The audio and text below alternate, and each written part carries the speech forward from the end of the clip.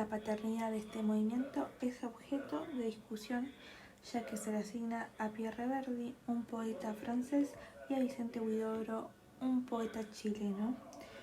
Pero no vamos a inclinar por este último, ya que no se trata solamente de fechas, sino también de la incansable actividad de innovador cumplido por Huidobro en todas las latitudes y hasta el momento de su muerte.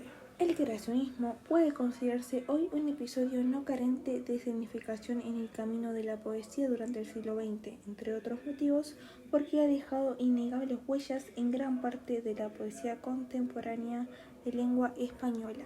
En 1912, Huidobro anunciaba en una revista chilena que el reinado de la literatura ha terminado, y agregaban que el siglo XX irá a ser el reino de la poesía en el verdadero sentido de la palabra, o sea, de creación, como lo llamaron los griegos, aunque ellos no llegaron a realizar su definición.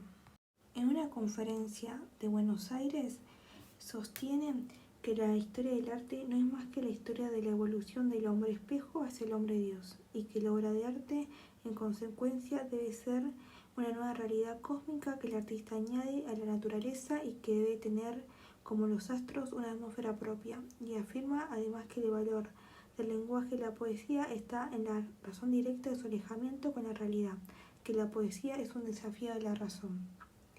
Eran los comienzos del creacionismo, donde fue que lo bautizaron con el nombre de creacionistas por haber dicho en la conferencia que la primera condición de un poeta es crear y la segunda es crear.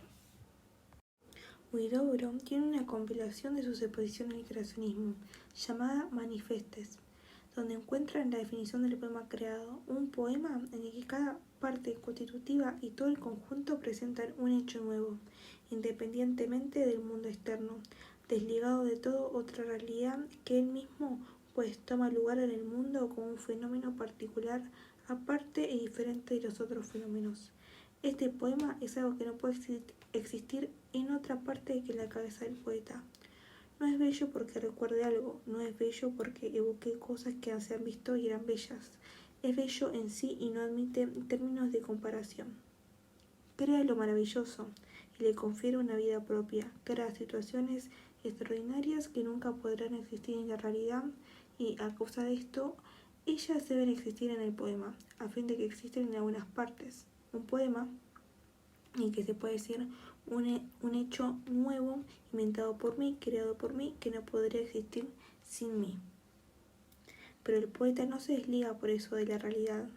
Crear un poema tomando de la vida, de sus motivos y transformándolos para conferirles una vida nueva e independiente. Hacer un poema como la naturaleza hace un árbol, o como un poema creado en todas sus piezas como un objeto nuevo. Guillermo Sucre observa que los poemas de Huidobro no quieren expresar nada previo a ellos, ni ideas, ni mucho menos no desarrollan, como suelen decirse, un tema. Este sí los hay, es más bien atmosférico, tiene que ver con la temperatura y el color de las palabras. Se va construyendo a través de motivos verbales, palabras que se reiteran, se desdoblan en variaciones o reaparecen constelaciones de imágenes.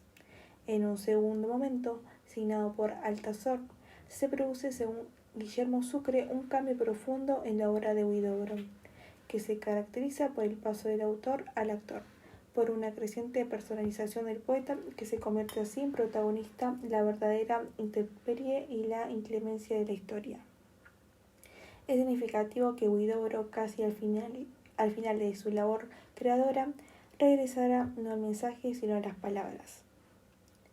Por cierto que para redescubrir el lenguaje, no para inventarlo. Para Huidobro, según lo que cita este autor, al final de su estudio, la poesía es el vocablo virgen de todo prejuicio.